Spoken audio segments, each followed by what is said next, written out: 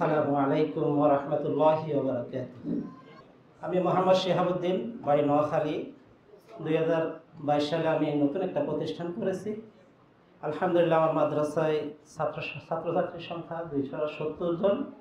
মাত্র 4 বছর ভাড়া টাড়া চালানি নিয়ে খুব পেরেশানিতে আছে। আল্লাহ তাআলা চালাচ্ছেন, আলহামদুলিল্লাহ, কোনো অসুবিধা হয় নাই।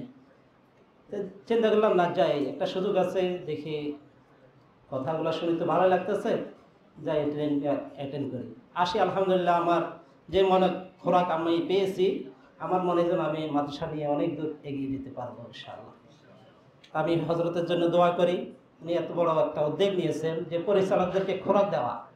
পরিচালকরা যদি সঠিক পদক্ষেপ নেয়, বাংলাদেশে বড় বড় সুন্দর প্রতিষ্ঠান গড়বে, এটা আমরা আশা করি। পরিচালকদের যদি মেহনত ঠিক থাকে, মাদ্রাসা থেকে প্রত্যেকটা ছাত্র কামিয়াব হবে, ভালো আলেম তৈরি হবে। আমি হজরতের এই মেহনত দেখে আমি অত্যন্ত গর্বিত, আল্লাহর কাছে শুকরিয়া আদায় করি। উনি যে মেহনত করতেছেন, মেহনত আমরাও করছি, তো বুঝি হুজুরের কি কষ্ট হয়, কিছুটা বুঝতেছি। অন্যের অধীনে মেহনত করা আর নিজের প্রতিষ্ঠান চালায় মেহনত করা অনেক তফাৎ। তো হুজুরের কষ্টগুলো আমি কিছু এই কয়দিন দেখি, অনুভব করতে পারতেছি।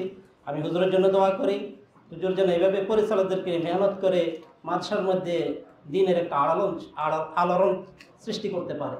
সবাই দোয়া করবেন।